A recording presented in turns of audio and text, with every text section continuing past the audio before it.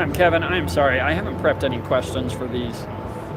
I could talk for. I told Chelsea, she's like, why don't you just talk for like an hour about it? I'm like, well, I could talk for 5 minutes, or you could have somebody ask me questions. So. Yeah, and I will definitely ask you questions. We'll start at like the beginning, like the very beginning, like why I asked you to write this adventure, and then we can just kind of go from there. You know, the villain, the unique things about trying to do a 1,000-player game, that kind of stuff. So Sure. we'll do what we can there. All right, live stream is on. Oops, but I don't have my mic plugged in. Hopefully, that's not a terrible thing.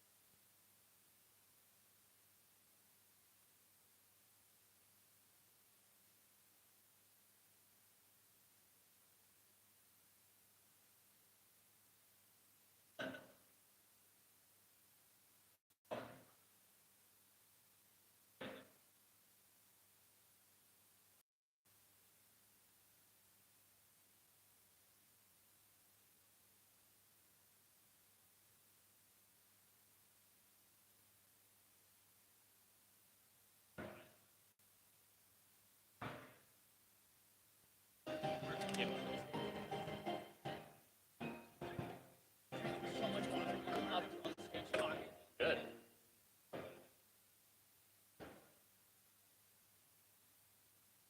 Adventurers, please welcome Andrew, Kevin, and Michael joining us on stage to talk about writing this year's adventure for Conclash.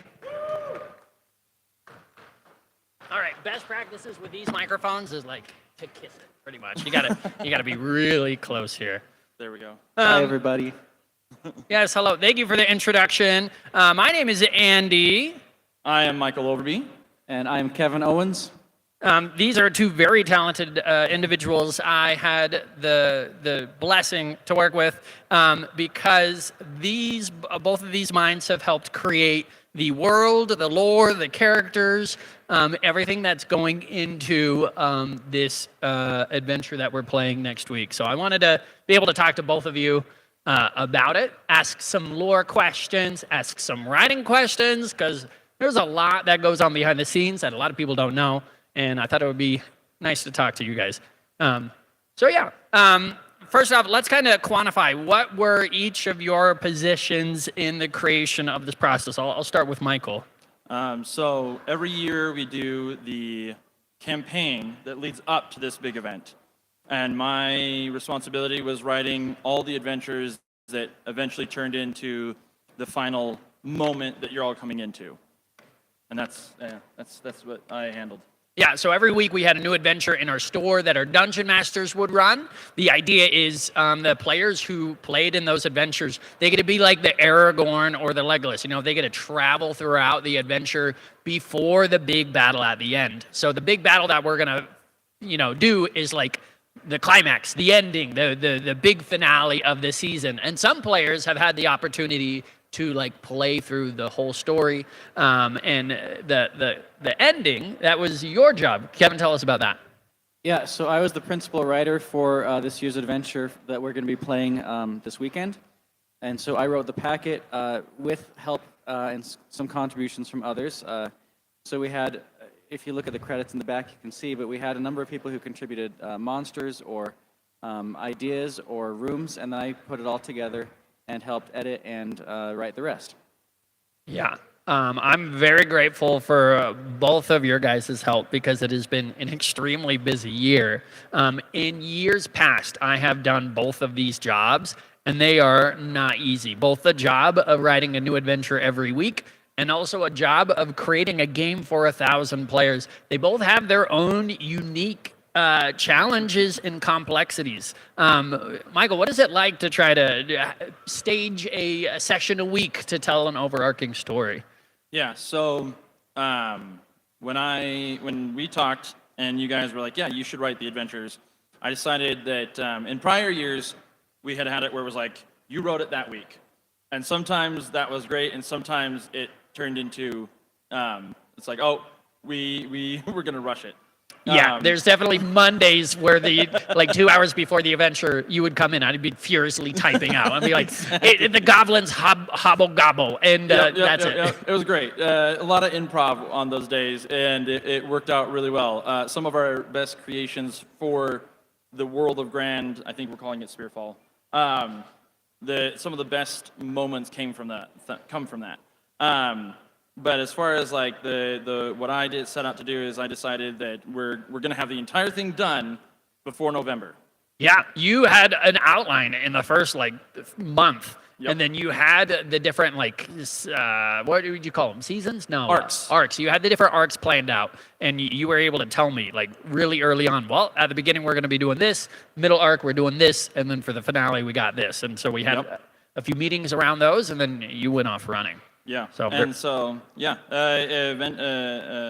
or less, we had one of the three things I wanted to do was establish that Grand had moved forward 100 years, and that we had a bunch of new stuff going on, and that the Adventurers Guild had become more substantial.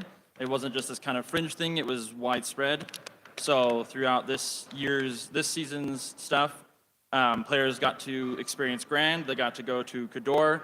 They got to go to Evenfall, and they got to go to New Arcanum, which is a result from last year's dust-up between the 5 factions. The Arcane Registry left, and they founded their own new city. And tensions have died down. People are a lot less hostile towards another. The Industrialists split off. Some of them became Mad Max-type raiders, and the others went to Cador and helped found the signature city. Ah, that's so cool. Before we get into the juicy lore, I want to ask you, Kevin, kind of the same question. What are the complexities and the challenges for writing a game for 1,000+ people? Like, what's kind of involved in that process? Sure. Well, A lot. a lot, yeah. One of the things I was trying to go for was to try to make it so each table, each squad with the game master and players had a unique experience, that they were going down a path through the dungeon that nobody else had been through. And so that's been one of the challenges for this particular year, because I was trying to make it so how do you write a unique adventure for 1,000 players? You can't, right? That's 200 separate tables, each experiencing a different room, a different path, and then how do you like calculate and report on that? And that's mind-boggling. Yeah, and so I cheated a little bit. Instead of 200 unique packets, now you have one packet, and you just have 12 different unique paths. And so your squad is going to go down one of those unique paths, and probably you'll do things a little differently than the other few squads who are doing the same thing. And so it ends up being kind of like your own unique narrative, and we're all doing it together in this big dungeon, but all of you have a unique story to play. Absolutely. And the whole aspect of these 1,000-player games, the thing we are working hard to sell is like you are a key part of the army. You know, you're a key squad, a key piece, a gear in 200 other gears that make this giant machine of an army. And so this adventure is super cool. I love how there's different brigades. Do you want to talk about the brigades for a second, or how are they called? Yeah, we call them divisions. So we Divisions. have 3 divisions. We have code breakers, we have code breakers, exterminators, and vanguard. And so in this dungeon, we have this megalopolis called Kingdom Grand, and underneath we've discovered this ancient civilization in kind of an inverted pyramid. And there's a giant monster at the bottom that's evil, and we have to go defeat it. And so we've divided people into 3 different kinds of groups for different gameplay. So this ancient civilization were called the Molochites, and they have hidden these glyphs throughout they've hidden glyphs, which are secret words on different relics that we need to decode, and so code breakers do that. Also, this giant monster has these tentacles that go everywhere. It's this ancient monster that can reach like all these different rooms, and so exterminators are able to. They're focused on fighting that tentacle because it's from another world, and regular weapons can't really kill it. You can just subdue it for a while, and then it heals again. And so there's a special item called a cinder knife that only exterminator squads have. And then we have the vanguard, who are down there, and they're exploring, and they have a special item called a sunsteel lantern, which is so bright it reflects even through magic. It reflects even more light than comes to it. And so it's ideal for finding these hidden relics and glyphs. And so they are specialized in going and exploring and finding these things that they can then share with the code breakers to try to decode, this ancient liturgy. That's the cool aspect of playing these giant games, because you're going to be doing your own thing in this. You might be the code breakers, and I'm super excited. We haven't even revealed exactly how the code breakers are working yet, so I'm super excited for those tables. But your mechanics and your mission will affect the other groups entirely. So if the code breakers fail, it could be the end of the game. You know, everyone can TPK. Same thing with the exterminators. If the exterminators can't hold back the darkness and the tentacles, then yeah, it'll be it could be a TPK. So we have all these different people working together, but you have your own objectives, and so that's what's so cool about these games, because you can't get that at your normal home game. Yeah. You know, everyone has a part to play. Well, and one thing I think that is this year is going to be better than what we've done in the years prior is base camp.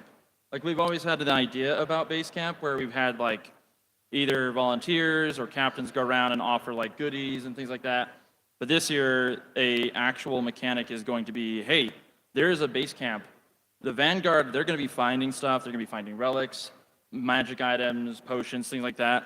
Yeah, they can hold on to them, but if you want the whole party to succeed, take what only you need and then send the rest to base camp.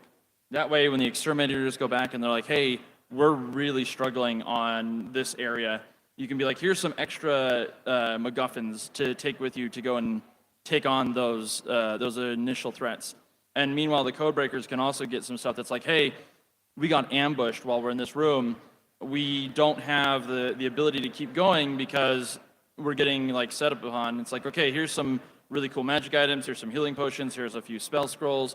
So you're all going to be pushed to kind of work together, as well as like be sure that, hey, hoarding is only going to hinder everyone overall. And so by helping base camp get everyone's items out to them, you're actually increasing the odds that you'll be successful. Yeah. Which I think, like I said, prior years we've done a similar thing, but this year it was integrated directly into the adventure itself. And beyond that, we also have a remote play module for people who, a lot of people have traveled here from elsewhere, from far away. We have some people who couldn't travel, and so I wrote an adventure for them where they can actually help get supplies to us as well. So from base camp, we'll be distributing the packages of healing or explosives or whatever that they helped us get. We've had submissions already from Scotland, Tennessee, Scotland. Missouri, and Texas. Yeah, that's so cool. So literally people around the world are coming together to help in tomorrow's game. And that's just, as the inner nerd in me thinks, that's so cool.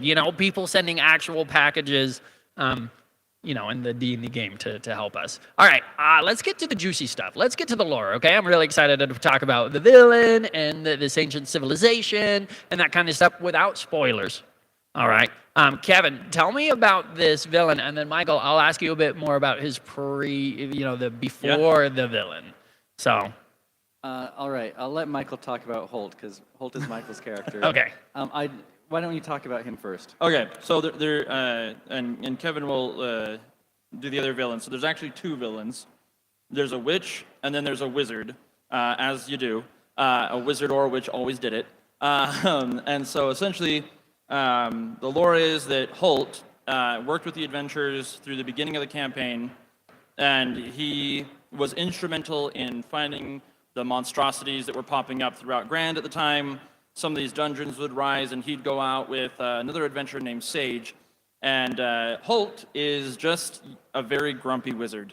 He's a furbog, red hair, and he has a neon green monkey with neon blue hair that carries an adamantine knife on her. And he's just not your fun-loving wizard. He's very grumpy. Stick in the mud. Yeah. Yeah. And Sage is kind of usually sent with him to soften the constant blows that he deals to people by insulting them. But essentially, throughout the adventure, you worked with him and Sage and the adventurers to find out about the dungeons, to take on these monstrosities that you later find out the teacher was the one that was creating them. And this all culminates to the end where Holt kills Sage in front of the adventurers, and then tries to kill them with Jeffrey. If you talk to any of the players that have played the Jeffrey adventure, they'll probably cuss you out. Jeffrey almost TPK'd several parties and did kill a few different players. But Holt essentially then went on to fully align with the Molokite, and entered the dungeon before you were able to establish or find him.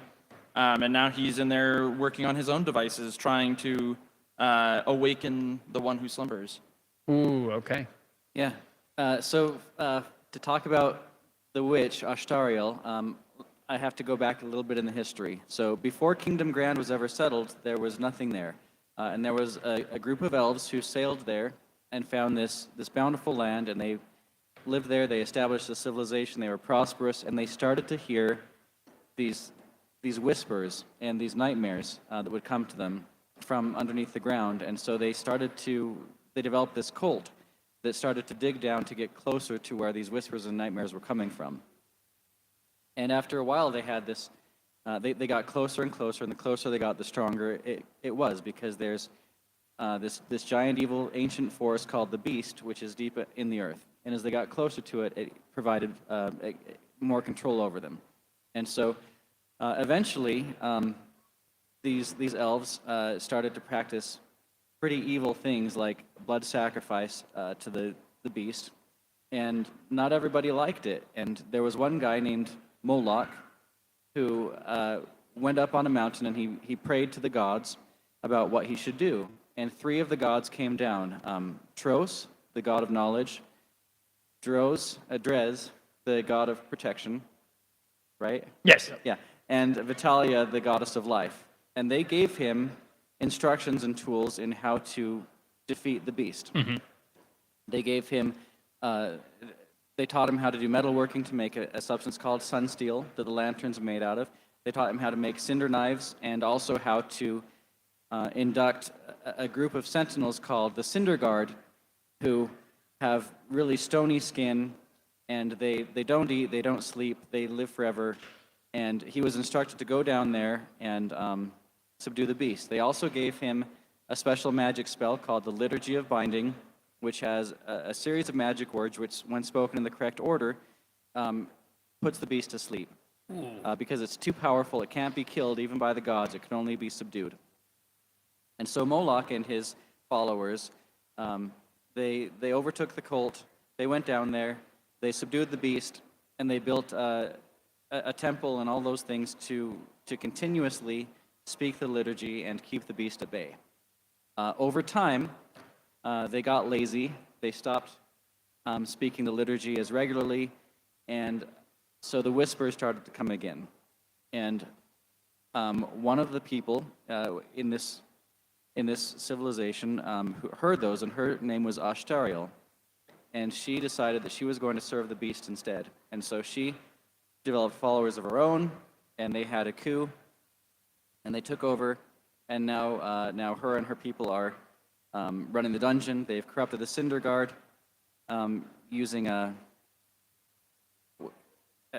You can't do spoilers, so No spoilers. yeah. There's stuff they found in the dungeon that helped them subdue the Cinder Guard and make them so they're ineffective. Yeah. And so Ashtariel is really kind of a tragic character because she was actually in love with one of the faithful priests of Moloch named Borazad, and they had different opinions about what to do. She wanted to serve the beast, and he wanted to keep faithful to the old ways. But she looks young and beautiful, even though she's very, very old. She's evil, but I hope she's written in a sympathetic way so people can understand her. But she is the leader of the witch coven who worship the beast in the pyramid. Oh, very cool. So yeah, there's a lot of inspiration that was drawn from this, from different pieces of media. The idea of like delving deep into a long, ancient civilization, a dungeon, where these were beings that were even more advanced. They had magic and items that were to the adventurers far more powerful. So there's a lot of pieces of media that we were definitely inspired from. I know I sent them like a whole mood board of like pictures and pieces of media that I've grown up and enjoyed, and so that was one of the things we wanted to capture with this dungeon. Is you're walking into a forgotten, ancient yet kind of advanced race that they've done weird things, and the whole mystery of the space and trying to uncover their language, their chants, and the magic to defeat this evil creature. Is the lore behind it all.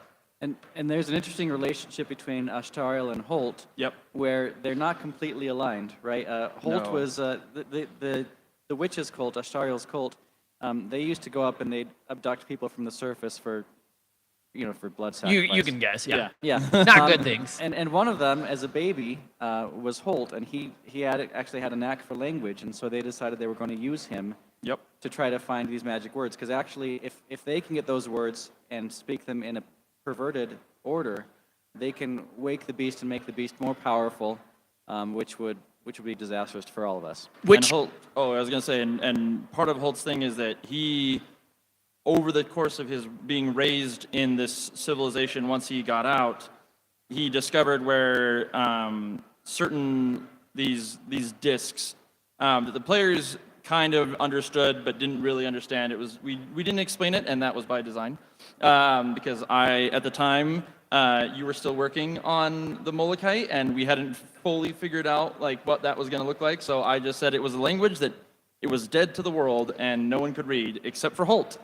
And I thought a lot of people would catch up on it, and no one ever did. So we did a really good job of hiding it. But yeah, essentially Holt ended up being this guy that found these things, understood how the language was meant to be used, and started kind of producing his own faction. So the Molochite are very much their own thing. They have it.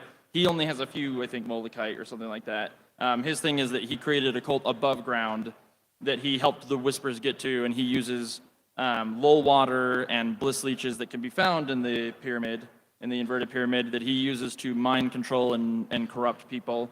And essentially, they both want to wake it up, but Holt wants it to dominate the world, and I think Arishtel wants it to use it to bring about the end, or was it? And only have Spoilers? Molochites. I don't. Spoilers? Well, the beast has its own reasons, and Yeah, she the beast follows has the its own beast. reason, but Arishtel I thought was also had a goal. Yeah, well, Her motivation, I think, largely is similar to in Lord of the Rings. You have Saruman, who followed Sauron because he believed it was inevitable, right? Yeah. You can't stop the beast. The beast is going to happen. Let's get on the beast's good side, and they get benefits from it, right? Like, Powers. yeah, and they get powers. They get to look Clarity. young and beautiful forever. Yep. As long as they do what the beast wants, it's working out pretty well for them so far. Yep. No. And Holt gained knowledge, so a lot of the horrible monstrosities you see are from Holt's experiments on some of the people they captured. They didn't sacrifice all of them. Some of them just became horrible things that now guard down in the dungeon. Yeah. So Super exciting. All right, I have one more question, and then we'll open it up if audience members have some clarifying questions, if they want to ask either of these writers any questions. My last question, what is the likelihood that everyone dies tomorrow? You were telling me something a little concerning yesterday about the balance of it all. Yeah. So we've got about 1,000, 1,100 participants so far. I designed it for 1,200, and so it's going to be a little bit slimmer, right? I've 100 less in the army yeah. than it was balanced for. Yeah, and I've got these 84 words we need to find, and I've got, I think, about 2 copies distributed to the game masters. And so if you run a perfect game, you'll get all of them, but you might not get all the words, and so the beast is going to be more powerful. So I would guess there's probably a 30% chance that we all die. Oh my goodness. There's a chance. Wait, wow. That's terrifying. All right, we'll open it up to Q&A. If you have a question, we do have a roaming microphone. You can raise your hand. We can answer questions either on lore or writing or what oils do you use to wax your mustache or anything that you want for that. Or we can come up with other questions too. But I think we have one coming up over here. Thank you, Josh, our AV tech. You got hold it close to me. I was just curious. I mean, you guys obviously put a lot of effort into it and a lot of work into it. How long do you think it took you to put those modules together, referencing past lore, past events, and then pulling that together to make this one large experience? So Great question. part of what Andy asked me to write was his lore Bible.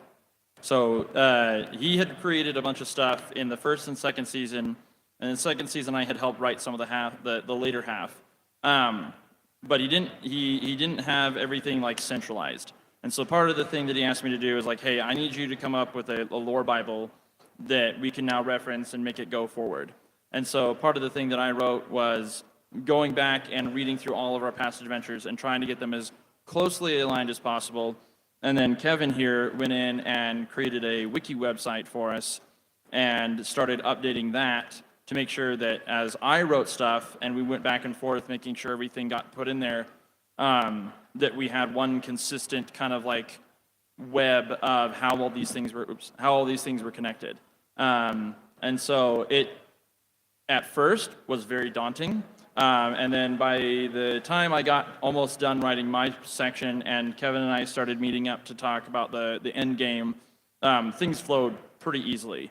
The only thing is that he had been writing the end and I had been writing the overall campaign.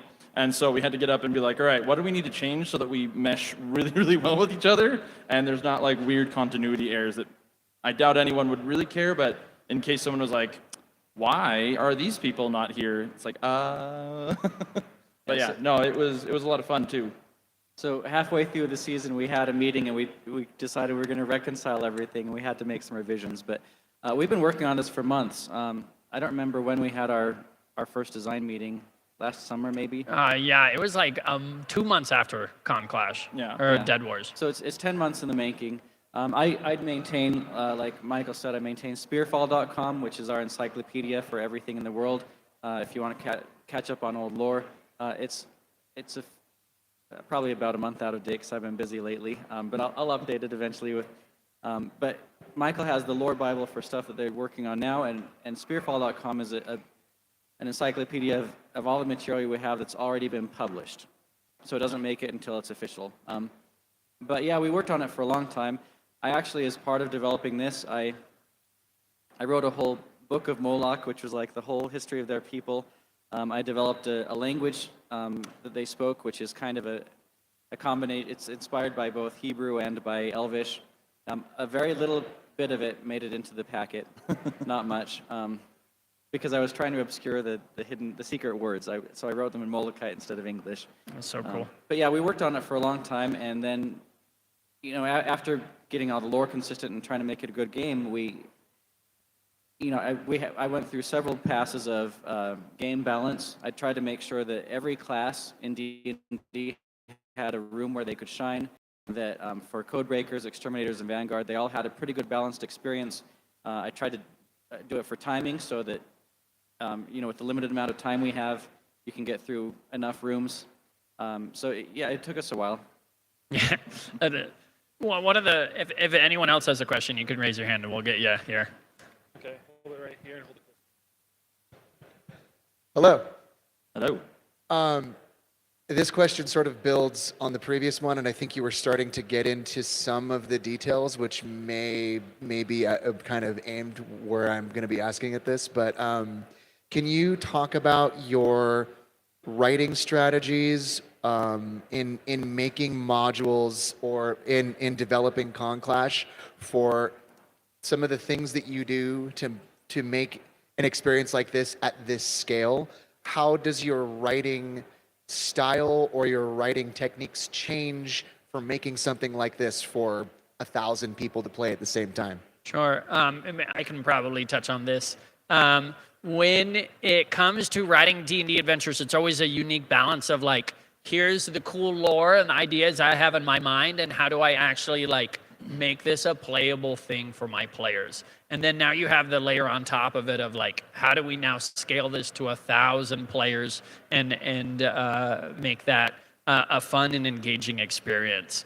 A lot of the inspirations, at least when I wrote, because I did 2 years of writing these big adventures. You start with your core, your villain, your motivation, what everyone's trying to work against. And then I refer to my favorite, war battle movies, like, the the Two Towers, Lord of the Rings, and the different epic sagas, because they do a good job at showing them the different pieces of that battlefield, and there's so many different stories going on. And that's the exciting part, is like every table is going to have its own unique story and lore in this, and it's not possible. This is the last secret. The dungeon masters are the key, because the dungeon masters are going to take what you wrote, the stuff you gave them, and they're going to have their own twist, their own interpretations, and then their players are going to have a unique experience compared to the table right next to them, and that's what makes RPGs so cool, so amazing, and the fact that we're all going to be in that is really cool. So yeah, take your big object, your villain. Focus it down to their motivations, watch some cool war movies and try to tell different stories, and then have faith in your dungeon masters to put on a good game. And every time we've done it, the dungeon masters have blown me away with their creativity and execution on the adventures that we've given them. So we are running low on time. I saw there was one more question. right here. All right. Lightning round. Hold it right here and hold it close. I guess this will be an easy one. With writing a game for so many people, I was thinking about the balance for many players versus maybe just a small group. Would you encourage, especially with the difficulty rating, people running this mod, like the dungeon, with their own home games? I know that with the game, we're not going to be able to experience everything, of course, but do you think that there's enough there that people could take some stuff from the packet and bring it into their own games? I think so. From a technical writing perspective, this has a lot of material in it saying we have to start this at this time, this at that time. Yep. But you can throw that away and just play it like a regular dungeon. I think it'd still be fun. And there's a lot more rooms in here than you'll be able to get through in a 4-hour game tomorrow. I think it'd be pretty rad to go through the whole thing. Yeah, the way that we write the games and like the modules, it is very much like this part of it's going to take this amount of time, this part's going to take this amount of time, this is this part, and then here's the conclusion. If you're running it at home and time is not a constraint, you can run this like any other kind of module or anything like that. When writing, are more focused on time. But if you're doing a home game, like this tracks really well, and I would say probably would even be its own kind of mini campaign because the Elder Absolutely Dungeon could. is pretty big. It's huge. It's massive. All right. Okay. Where can I find both of you? Oh, you can find me on my socials at Instagram, TikTok, YouTube, all that jazz. You can also find me at blackstaggm.com. Blackstack GM, you are Michael? Yes, Yes, Michael. so that's where you can find him on his social medias. You can also come play with me at the store. Yes, he is one of our professional dungeon masters. Where can we find you? I don't know. I don't Here. really have. Yeah, you can find me here. WeGeekTogether.com. Yeah. We are business partners. All right. Thank you for joining us. Thank you, audience, for participating. I just have one quick announcement. You guys are good to go. I appreciate it. There is tonight at 7 p.m. a comedy show called Just Rolled Up happening at 7 p.m. The premise is everyone in the audience is given a character sheet, and then the Dungeon Master I will be calling random people up on the stage who want to participate, and then unceremoniously killing you. The comedy is the tragic and utter demise that everyone will face. Definitely a fun show. There will be prizes and giveaways. For that, and the idea is how spectacular of a death can you have on stage. So we're doing that at 7. It's a free thing, and like I said, there's goodies and incentives if you want to come in to attend. Other than that, we do have some more panels going on this evening, and thank you for attending Con Clash. It means a lot. All right, everybody, up next, we will once again hear from C. David Belt on Tales of Impossible Victories and Lost Loves. Stick around.